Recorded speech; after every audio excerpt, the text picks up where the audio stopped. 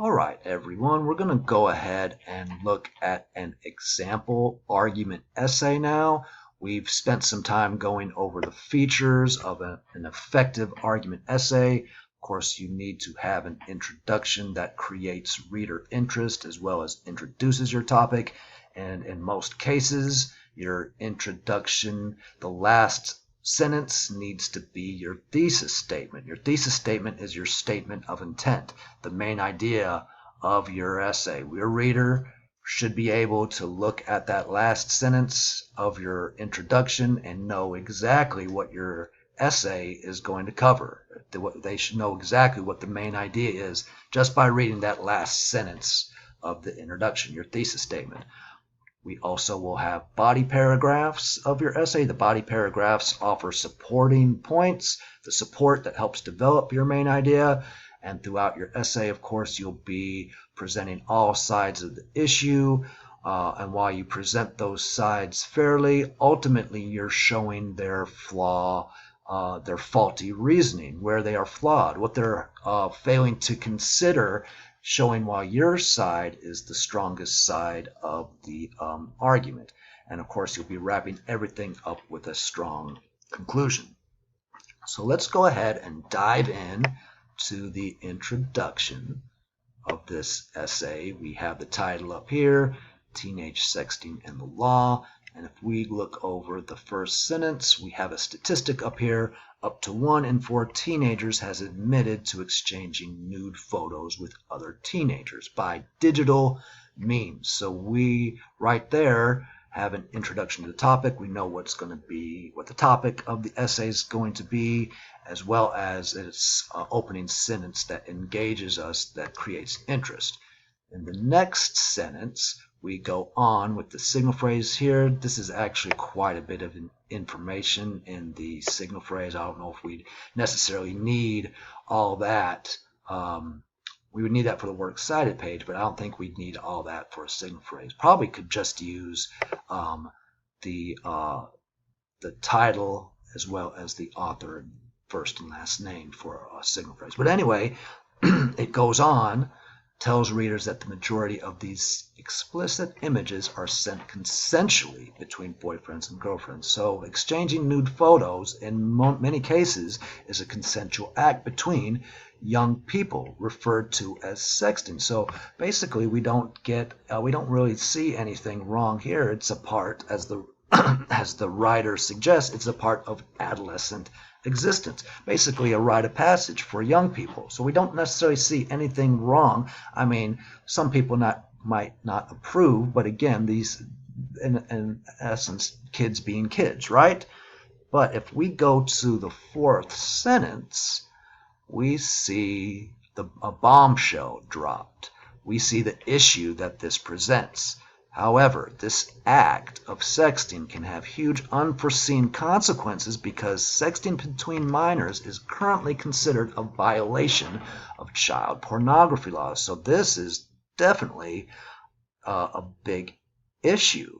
So if we go on, for these young people, if they are caught, they could potentially be persecuted as felons based on the current pornography laws, the way that pornography laws are defined by society.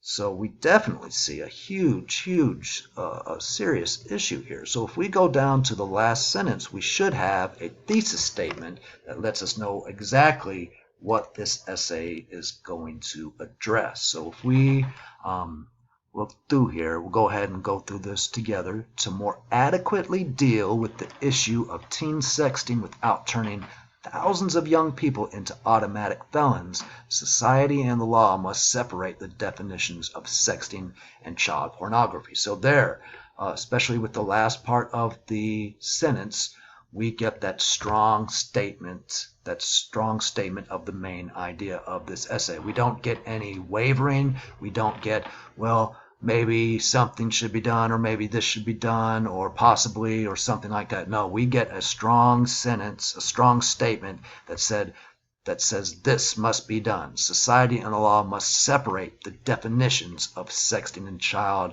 pornography to deal with these issues of texting without turning these young people into felons. So this must be done to avoid this.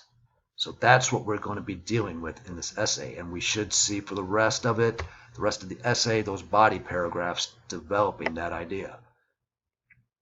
So if we look at the first paragraph, the first body paragraph, the topic sentence, most laws define child pornography as a depiction of a nude minor, and the creation, circulation, and possession of these images are, as the definition is right now for child pornography, these images are felonies. But then we see, of course,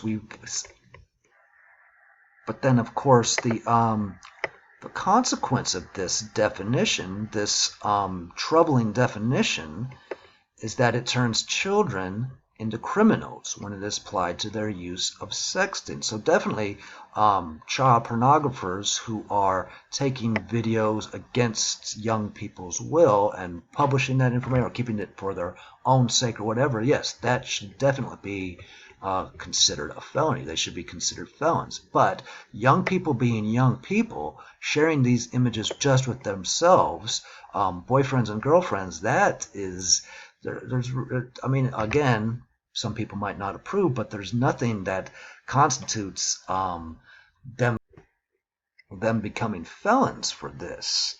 And so again, the trouble with this is the definition. This definition of child pornography does little to differentiate between these images that are taken between consenting young people and those that are mistaken without the subject's knowledge or in response to coercion, that they're forced to do this. So we see definitely how this is, we continue to get that idea developed, that this is a problem, this definition of child pornography. And again, we get that idea developed in the next paragraph. Despite this conflation of definitions, most sexting between teenagers is not the same as child pornography, because these actions represent sexual exploration that is not noticeably different than other adolescent encounters. So again, what we have here is basically, with this paragraph, is explanation of why teenagers do this, why teenagers participate in sexting with each other, why they use technical means. And basically, technology that's how teenagers express themselves anyway. Sexting allows intimacy despite restrictions for whatever reason. So why they participate in this, why they express themselves like this, it's exciting for them and it eliminates restrictions. We have a source here. One teen said it was our only way of being alone was to do it over the phone. It was a kind of dating without getting in trouble. So we see that this is why teenagers do this, not to consensual teenagers do this, not to harm the other person. According to these authors, the actions of today's teenagers are inseparable from technology. So again, that idea, they're not trying to hurt anyone for the most part. Consensual teenagers are not trying to hurt anyone. Minor sex because phone and computer communication is the manner in which they interact. And so with the next sentence in the topic sentence of the next paragraph, consensual teen sexting then is not a crime like child pornography where one party is abused or victimized. So with this sentence right here, it follows this paragraph. It transitions right into this next idea, the transition sentence, and we see the logic, the way this is set up, what we've already discussed here. We see the logic behind this. Based on what we're seeing up here, consensual teen sexting is not a crime like child pornography where someone is victimized. So we see the logic, the logos behind this idea.